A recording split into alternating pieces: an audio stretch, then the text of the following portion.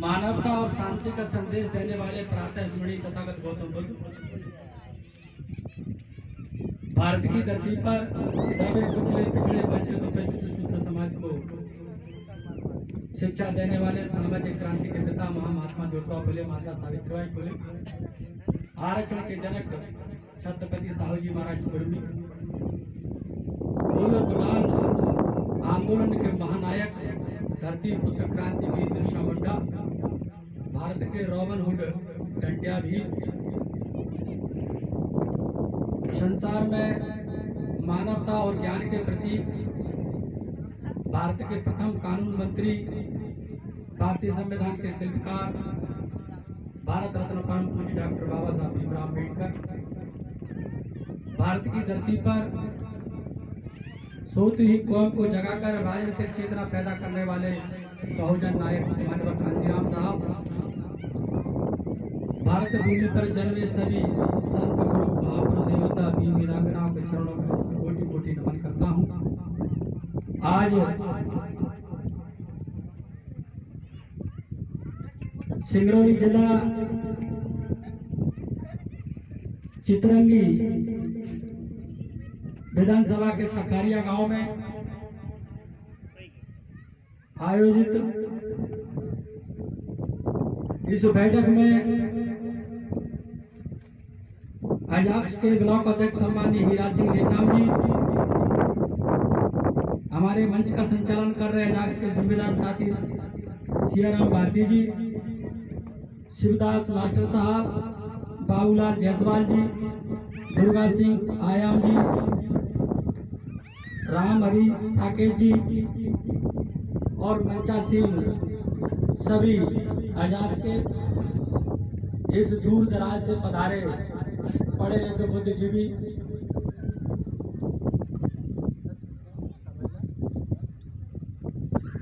सिरोटिया जी, सवाईलाल जी और मेरे नौजवान साथियों,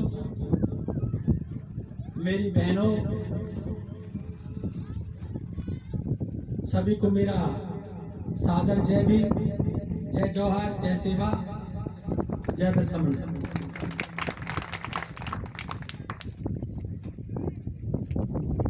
साथियों, मैं अपनी बात विस्तार से आप लोगों के बीच में रखूं, इससे पहले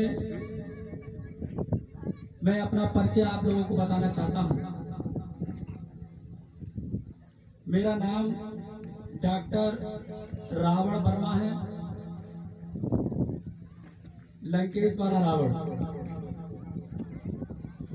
और मैं ग्वालियर का रहने वाला हूं।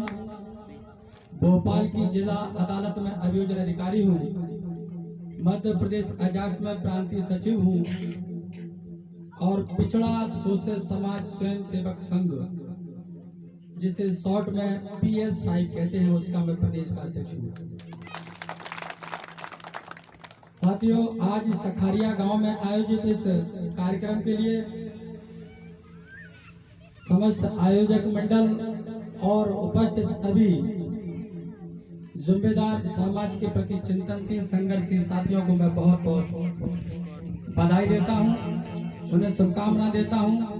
मैं उनका आभारी हूँ कि उन्होंने मुझे इस गांव में आने का मौका दिया।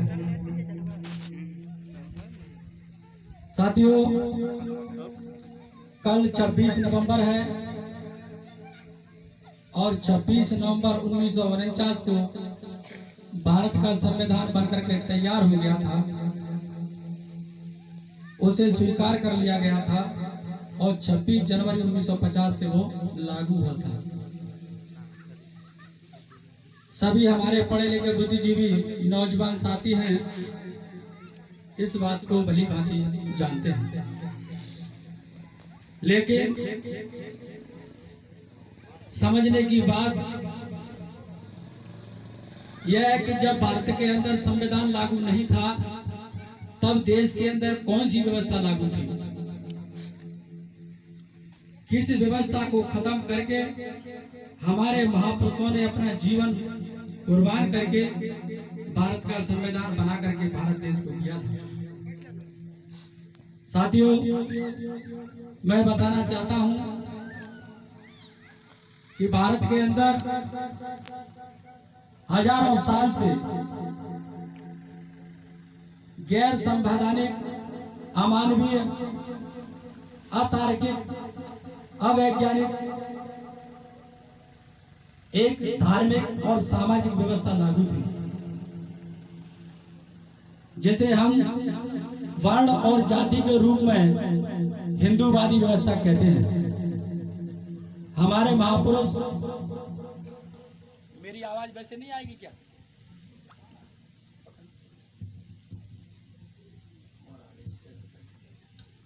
हमारे महापुरुष मानवर कांसीराम साहब ने उस सामाजिक और धार्मिक व्यवस्था को इस पेन के समान खड़ी व्यवस्था बताया था, जिसमें सबसे ऊपर ब्राह्मण है, उसके बाद क्षत्रिय है, फिर वैश्य है और सबसे नीचे शूद्र है। इस खड़ी व्यवस्था में हम लोगों को, जो शूद्र जाति में आते हैं, अनुसूचित जाति, जनजाति, पिछड़ा वर्ग, इस पूरे समाज को 6743 जातियों में तोड़ा गया था, बांटा गया था। इस पूरी व्यवस्था में सामाजिक गैर बराबरी है। जैसे अभी आप सब लोग कुर्सियों पर बैठे हैं, किसी व्यक्ति का दूसरे व्यक्ति के ऊपर वजन नहीं है, बोझ नहीं है, लेकिन एक व्यक्ति के ऊपर दूसरे को ऊपर तीसरे को ऊपर चौथे के ऊपर पांचवें को यदि बैठा दिया जाए तो नीचे के आदमी की हालत क्या होगी, ये हम समझ सकते हैं। तो साथ ही इस खड़ी व्यवस्था में हमारी वही हालत थी, क्योंकि सबसे ज्यादा नीचे हम ही लोग थे, जिसे आज अनुसूचित जाति और जनजाति कहा जाता है। इस खड़ी व्यवस्था में परम पूज्य डॉक्टर बाबा साहब अम्बेडकर ने देखा कि ये जाति के आधार पर एक आरक्षण है, जिसमें ऊपर की जो जातियां हैं इनने अपने हिस्से में क्या ले लिया और नीचे की जातियों को हिस्सों को क्या दे दिया। ऊपर की जातियों को मिला सम्मान, सुरक्षा और समृद्धि, जिसमें ब्राह्मण, क्षत्रिय और वैश्य आते हैं। इनको क्या मिला हुआ था इस व्यवस्था में? सम्मान, सुरक्षा और समृद्धि। और नीचे के लोगों को क्या मिला था?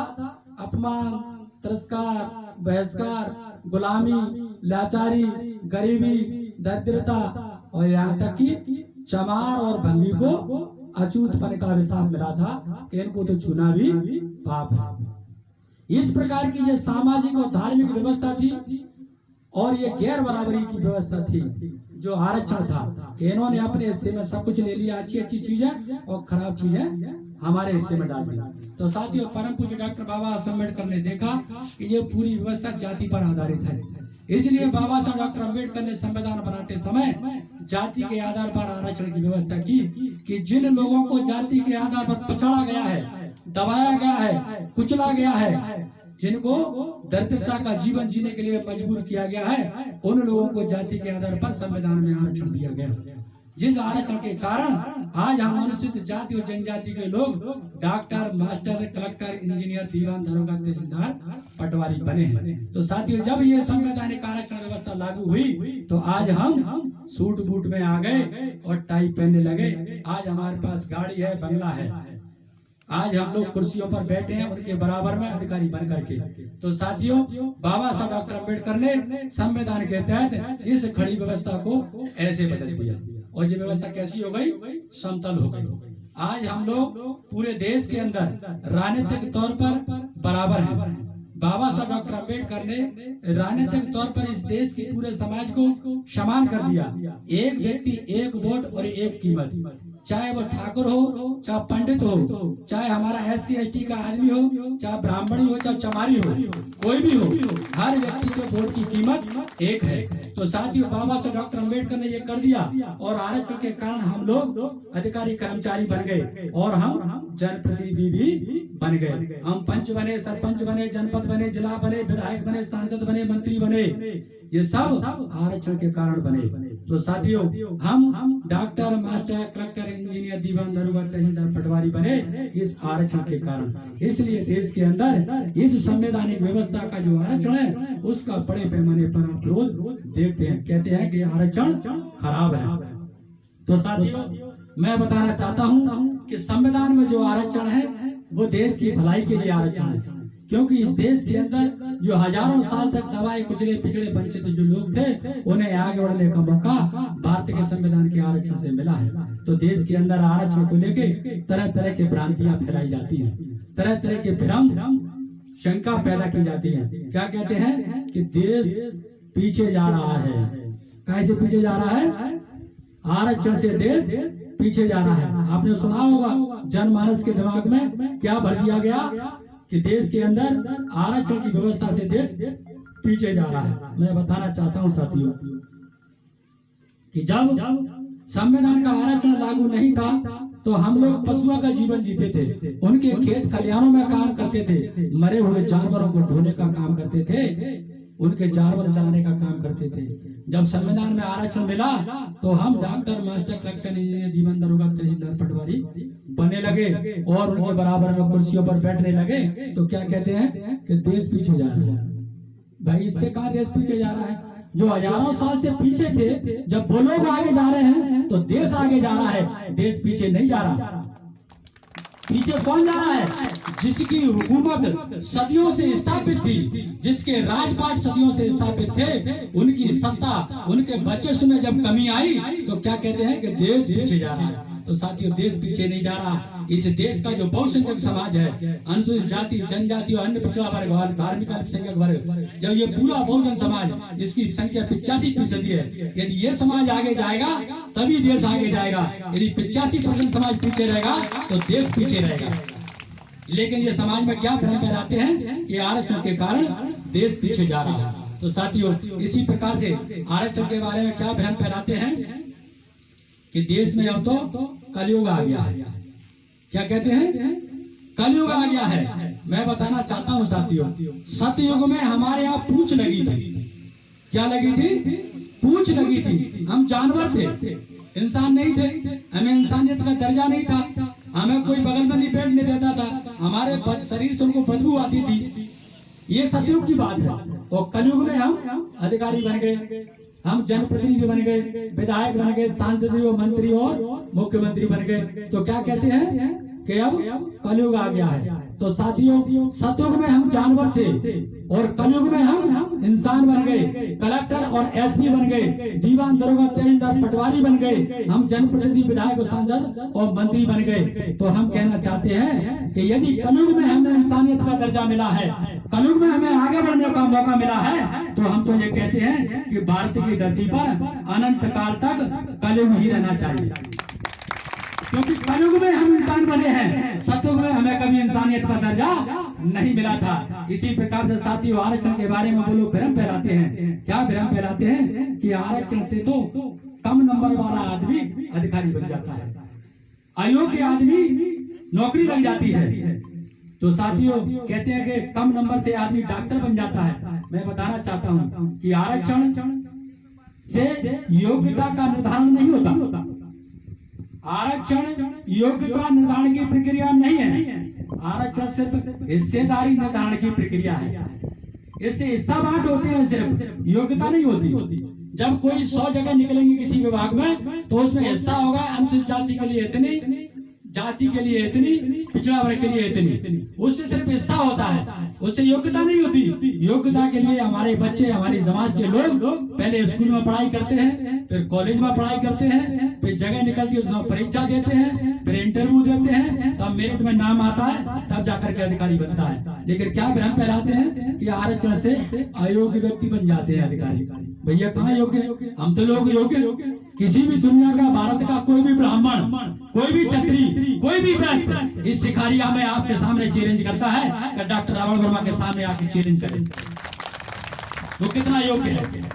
साथियों, योग्यता तो हमारी रग रग में है। सुई से लेकर के हवाई जहाज तक हम लोगों ने बनाए हैं। किसी ठाकुर ब्राह्मण, पंडित, बंडिया को आपने टोकरी बनाते हुए देखा है? मेहनत मजदूरी करते हुए देखा है? सारे महल, सारे दरवाजे, मटाई, जो भी हमारे भवन है, मकान है, पुल है, पुलिया है, रेल है, सारे कौन बनाता है? हम लोग बनाते हैं। योग्यता हमारी रग में है। जब इस देश का, जिसको कहते हैं ग्रंथ लिखने की बात, तो वेद व्यास ने क्या लिखा? वेद व्यास ने क्या लिखा? महाभारत। तो जब महाभारत लिखने की बात आई तो वेद व्यास ने लिखा, वो कौन थे? शूद्र थे। जब रामायण लिखने की बात आई तो किसने लिखी? वाल्मीकि ने लिखी, वो शूद्र थे। और जब भारत का संविधान लिखने की बात आई तो किसने लिखा? वो परम पूज्य डॉक्टर बाबा साहब अम्बेडकर ने लिखी, वो भी हमारे शूद्र थे। तो योग्यता हम लोगों में है। अगर ये लोग योग्य थे तो ये संविधान क्यों नहीं बना दिया इनने? ये झूठा भ्रम में जी रहे हैं। हम लोगों के अंदर भ्रम फैलाने का काम करते हैं, हमें डराने का काम करते हैं। तो साथियों, ये जो आरक्षण की बात है, पूरे देश के अंदर बड़े पैमाने पर ये मनुवादी लोग उसे खत्म करने के लिए तरह तरह का षड्यंत्र रचते रहते हैं। और इसे खत्म करने की दो साजिशें हैं उनकी। एक कौन सी साजिश है? न्यायालय, और दूसरा निजीकरण। ये दो चीजों से देश के अंदर आरक्षण को खत्म करने का काम चल रहा है। तो साथियों, हम लोग पढ़े लिखे बुद्धिजीवी हैं, हमें इसको रोकने के लिए बाबा साहब के बताए हुए हथियार का सही इस्तेमाल करना होगा। बाबा साहब का कौन सा हथियार है? वोट का अधिकार। यदि वोट का हम सही इस्तेमाल करेंगे और हमारे अपने लोग जब सदन के अंदर जीत करके जाएंगे तो इन मनुवादी ताकतों की फिर हिम्मत नहीं है कि बाबा साहब के संविधान को वो हाथ लगा सके। तो साथियों, मैं बताना चाहता हूं, मैं आगे कुछ खास बात और आपके बीच में रखना चाहता हूं। मैंने जो डॉक्टर लिखता हूं उसके लिए मैंने पीएचडी किया है।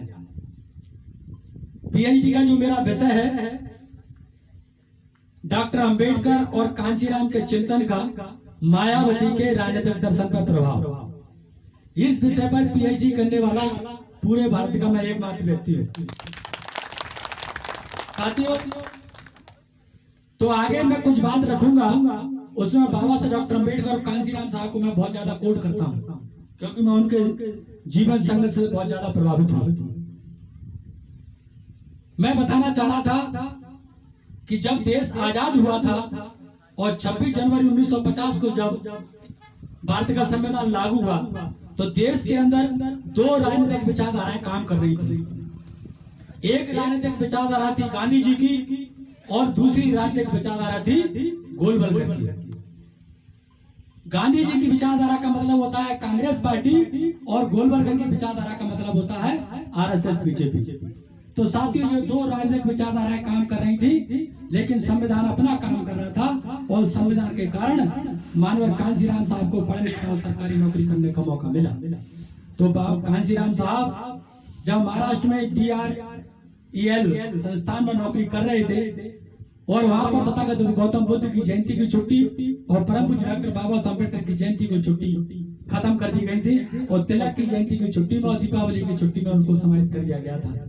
ये बात जब वहां चतुर्थ श्रेणी के सफाई कर्मचारी हमारे महापुरुष दीना वाना को पता लगी तो दीना वाना ने अपने साहब कांशीराम जी को ये बात बताई। दोनों महापुरुषों ने उस लड़ाई को लड़ा और हाईकोर्ट के माध्यम से वो जीते और फिर से हमारे तथागत गौतम बुद्ध की जयंती और डॉक्टर अंबेडकर की जयंती की छुट्टी बहाल हुई। ये बहुत बड़ा संघर्ष है, बहुत बड़ी लड़ाई है, मैंने संक्षेप में आपको बताई।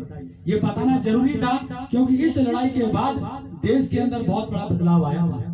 क्या बदलाव आया था कि मानवर कांशीराम साहब ने इस देश की सामाजिक, आर्थिक और राजनीतिक व्यवस्था का बड़े पैमाने पर अध्ययन किया। बाबा साहब के द्वारा लिखी गई किताब एनिहिलेशन ऑफ कास्ट, जाति पात का बीजनाश, उसको पढ़ा और जब उन्होंने ये पाया कि इस देश के अंदर जो दो राजनीतिक विचारधारा हैं, इन दोनों राजनीतिक विचारधाराओं से मेरे समाज को कुछ भी नहीं मिला है। जो डॉक्टर बाबा साहब अम्बेडकर हम संविधान में हमारे लिए देके गए थे उसका मात्र 2% ही मिला है। 98% तो ये दोनों विचारधाराएं खा गई। जब ये बात कांशीराम साहब को समझ में आई तो कांशीराम साहब ने बाबा साहब डॉक्टर अम्बेडकर के द्वारा बनाई गई पार्टी RPI में काम किया, रिपब्लिकन पार्टी ऑफ इंडिया। उसमें काम किया, उसके नेताओं को चलाने का, उसको बढ़ाने का काम किया, लेकिन मानव कांशीराम जी को RPI को चलाने में सफलता नहीं मिली और धीरे धीरे एक एक करके वो सारे के सारे नेता जो RPI को चला रहे थे वो गांधी की शरण में चले गए, यानी कि कांग्रेस में चले गए और RPI के धीरे धीरे करके 12 टुकड़े हो गए।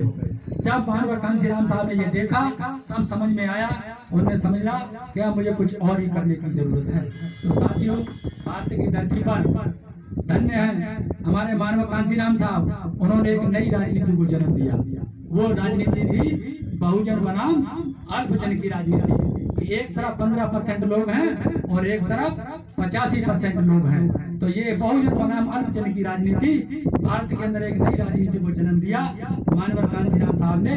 और जितने लोग हमारे हजारों साल से, सैकड़ों साल से गांधी और गोलवलकर की विचारधारा में जो लोग काम कर रहे थे, उन लोगों को निकाल करके फुले साहू और अम्बेडकर की विचारधारा पर इकट्ठा किया।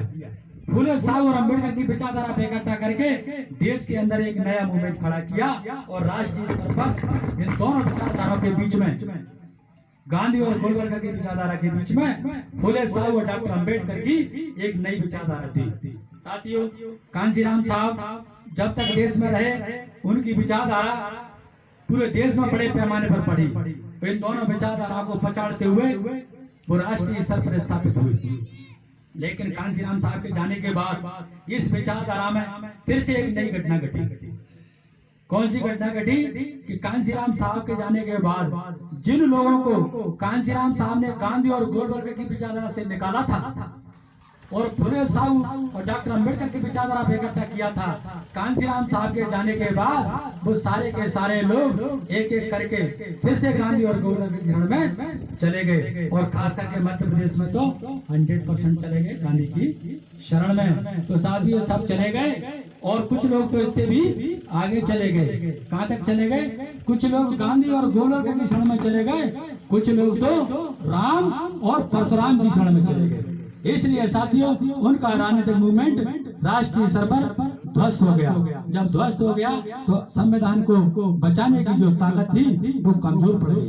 तो साथियों, लेकिन कांशीराम साहब के संघर्ष का एक दूसरा परिणाम हुआ। दूसरा परिणाम क्या हुआ कि कांशीराम का बहुजन आंदोलन आज पूरे देश के अंदर क्षेत्रीय दलों के रूप में आपको हर प्रदेश में देखने को मिलेगा। चाहे जम्मू कश्मीर हो, पंजाब हो, हरियाणा हो, दिल्ली हो, पश्चिम बंगाल हो, केरल हो, कर्नाटक हो, आपका बिहार हो, झारखंड हो, उड़ीसा हो, पूरा हमारे पूर्वांचल के जो सिस्टर 7 छोटे छोटे प्रदेश हैं, हर प्रदेश में क्षेत्रीय दलों का बोलबाला आया। तो क्षेत्रीय दलों ने अपने अपने प्रदेश में गांधी और गोलवलकर की विचारधारा को रोकने में लोग सफल हुए हैं और उन्होंने अपने अपने प्रदेश में गांधी और गोलवलकर की विचारधारा को रोक दिया। या तो उन्होंने अपनी खुद की दम पर सरकार बनाई अथवा उनके बिना राष्ट्रीय पार्टियां भी सरकार नहीं बना पाई। लेकिन साथियों, मध्य प्रदेश में ऐसा नहीं हो पाया। हमें इस दिशा में चिंतन करना है और इस दिशा में समझ विकसित करने की जरूरत है। यदि हम चाहते हैं कि मध्य प्रदेश के अंदर अनुसूचित जाति जनजाति का जो 1.5 लाख बैकलॉग खाली पड़ा है और उसमें यदि पिछड़े वर्ग के लोगों को जोड़ दें तो टोटल होता है 1,85,000। यदि 1,85,000 पद हमारे भर दिए जाएं तो मध्य प्रदेश में कितने हमारे लोगों का जीवन सुधर सकता है। तो साथियों, आज चाहे बैकलॉग की बात हो, चाहे पदोन्नति की बात हो, तो चाहे जाति अत्याचार की बात हो, चाहे अन्याय अत्याचार शोषण की बात हो, चाहे हमारे नौजवान के कत्लेआम की बात हो, हमारे बुर्ज के अपमान की बात हो, हमारी माँ बहन के बलात्कार की बात हो, यदि हमें हर चीज में निर्णय अपने पक्ष में चाहिए, हम ये चाहते हैं कि सम्मान हमें मिले, सुरक्षा हमें मिले, तो साथियों इस वोट के अधिकार को हमें समझना होगा और हमें राजनीति की दिशा में अपनी समझ विकसित करने की जरूरत है। तो साथियों, मैं बताना चाहता हूं कि भारत की धरती पर आजाद भारत में, भारत की धरती पर आजाद भारत में 12 जून 2016 को भोपाल में एक बड़ा आयोजन किया गया था अजाक्स के माध्यम से, जिसमें मैं समझता हूँ बहुत सारे लोग उसमें उसके साक्षी रहे होंगे। जिसमें उस समय तत्काल में भी मुख्यमंत्री थे, वर्तमान में भी मुख्यमंत्री है माननीय शिवराज सिंह चौहान जी, वो कार्यक्रम में आए और कार्यक्रम का आप सब लोगों ने देखा और सुना। उसके बारे में मैं क्या बात बताना चाहता हूँ वो महत्वपूर्ण है कि अजाक्स के माध्यम से आजाद भारत में किसी गैर राजनीतिक संगठन का इतना बड़ा आंदोलन पूरे भारत पर कहीं नहीं हुआ। इतना बड़ा आंदोलन, इतना बड़ा जन आंदोलन भारत की धरती पर किसी गैर राजनीतिक आंदोलन का नहीं हुआ, जिसमें देश प्रदेश का मुखिया मजबूर हो गया था मंच पे आने के लिए। तो साथियों, उस कार्यक्रम के माध्यम से एक नया प्रयोजन अजाक्स के माध्यम से करने की कोशिश की गई थी। क्या कोशिश की गई थी कि हमने अनुसूचित जाति जनजाति के जितने भी हमारे विधायक थे, सांसद थे, मंत्री थे, वो चाहे किसी भी पार्टी का हो, हम एक मंच पर लाए और हमने ये संदेश देने की कोशिश की थी कि आप पहले अपने समाज के हितों के बारे में बात करें, पार्टी की बाद में बात करें। लेकिन साथियों दुर्भाग्य है कि उस आंदोलन का जितना लाभ हम लोगों को मिलना चाहिए था नहीं मिला। आज तक हमारा ना तो बैकलॉग भरा गया, ना ही हमें पदोन्नति में रिजर्वेशन मिला, ना ही हमें मान सम्मान और सुरक्षा मिल पाई है। तो साथियों ये चीज हमने देखी तो इसके पीछे हमें जाना पड़ता है कहाँ? पूना पैक्ट पर। पूना पैक्ट के बारे में निश्चित रूप से बहुत साथी हमारे जानते होंगे, फिर भी मैं बताना चाहता हूँ कि 24 सितंबर 1932 को गांधी जी और कांग्रेस एक तरफ थे और परम पूज्य डॉक्टर बाबा साहब अम्बेडकर एक तरफ थे। पूना पैक्ट हुआ था इरवदा में। इरवदा की जेल में गांधी जी ने अनशन कर दिया था इस बात को लेकर के कि डॉक्टर अम्बेडकर अंग्रेजों से गोलमेज सम्मेलन से जो अधिकार लेकर के आए हैं इस देश के अछूतों के लिए, दबे कुचले पिछड़े वंचित वर्ग के लिए, मैं उन अधिकारों को उन्हें नहीं मिलने दूंगा, मैं अपनी जान दे दूंगा। तो साथियों बाबा साहब डॉक्टर अम्बेडकर को मजबूर किया गया और मजबूरी में पूना का समझौता हुआ 24 सितंबर 1932 को। तो साथियों जब 24 सितंबर 1932 को पूना पैक्ट हुआ तो उसके बाद बाबा साहब डॉक्टर अम्बेडकर ने 3 बातें कही थी कि 24 सितंबर 1932 को जो मेरे से अधिकार छीने गए हैं उसके बारे में बाबा साहब डॉक्टर अम्बेडकर ने कहा कि मैं अंग्रेजों से इस देश के दबे कुचले पिछड़े वंचित अछूत वर्ग के लिए एक फल लाया था, अधिकार रूपी फल लेकर के आया था। उस फल को गांधी जी ने मेरे से छीन लिया है और उस फल का पूरा जूस इसने अपने सपनों को पिला दिया और उस फल के छिलके मेरे ऊपर मार दिए। तो साथियों आज जो मेरे रिजर्वेशन मिला है केवल उस फल के छिलके हैं और मैं पूरा जूस नहीं मिल पाया। दूसरी बात क्या कही थी बाबा साहब डॉक्टर अम्बेडकर ने कि 24 सितंबर 1932 के बाद देश के अंदर चमचा युग प्रारंभ हो जाएगा। क्या हो जाएगा? चमचा युग प्रारंभ हो जाएगा। बात छोड़ो वो भोग भी नहीं सकते। तो साथियों चाहे हमारा बैकलॉग हो, चाहे हमारी पदोन्नति हो, चाहे हमारी माई बहन की इज्जत की बात हो, जितने भी हमारे जनप्रति चुन करके जाते हैं गांधी और गोलवार की विचारधारा से वो कभी सदन के अंदर अपना मुंह नहीं खोलते क्योंकि उनको डर होता है यदि मैंने अपनी समाज की बात की तो मेरा टिकट कट जाएगा, मेरा पद चला जाएगा। इसलिए साथियों वो अपने समाज की बात नहीं करते। तो साथियों इस कारण से 12 जून 2016 को जो आंदोलन में हम लोगों को सफलता मिलना चाहिए थी वो इसी कारण से नहीं मिली कि वो लोग अपनी पार्टियों से बंधे हुए हैं, अपने समाज के प्रति उनके अंदर कोई चिंता नहीं है। तो साथियों आज मध्य प्रदेश के अंदर हम लोगों को, पढ़े लिखे युवाओं को, नौजवानों को, किसानों को, छात्रों को, मजदूरों को, हमारे हर वर्ग के साथियों को इस दिशा में अपनी समझ विकसित करने की जरूरत है। इस दिशा में चिंतन मनन करने की जरूरत है कि जिस प्रकार से पूरे देश के अंदर हर प्रदेश में क्षेत्रीय दलों ने इन दोनों विचारधाराओं को रोक करके अपनी सरकार बनाई है, मध्य प्रदेश में भी हमें इस दिशा में आगे बढ़ने की जरूरत है। तभी हमें अपने अधिकार मिलेंगे, तभी हमें मान सम्मान मिलेगा, हमारी नौकरी लगेगी, हमें पदोन्नति मिलेगी, हमारे माँ बहन की इज्जत सुरक्षित रह सकेगी। तो साथियों इस दिशा में हम लोग आगे बढ़ रहे हैं। मैंने कुछ खास बातें आप लोगों के बीच में रखी हैं। मैं आपको एक बात बताते हुए अपनी बात खत्म करूंगा कि साथियों बाबा साहब डॉक्टर अम्बेडकर ने संविधान में हमें 2 चीजें दी हैं, इलेक्शन और सिलेक्शन। इलेक्शन का मतलब होता है चुनाव और सिलेक्शन का मतलब होता है चयन, यानी किसी परीक्षा को पास करके बनना और वोट प्राप्त करके चुनाव जीतना। ये 2 ऐसी चीजें हैं जिससे मनुष्य की कलम में ताकत आती है।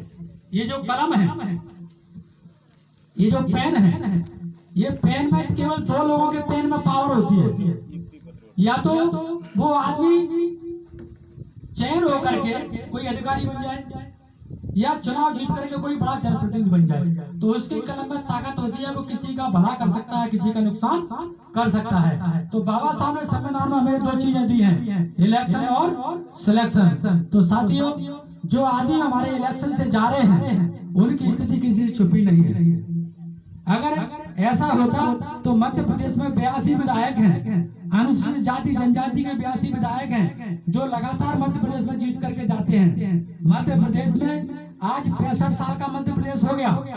1 नवंबर 1956 को मध्य प्रदेश बना था और आज 2020 हो गई और 2020 तक 65 साल का मध्य प्रदेश हो गया।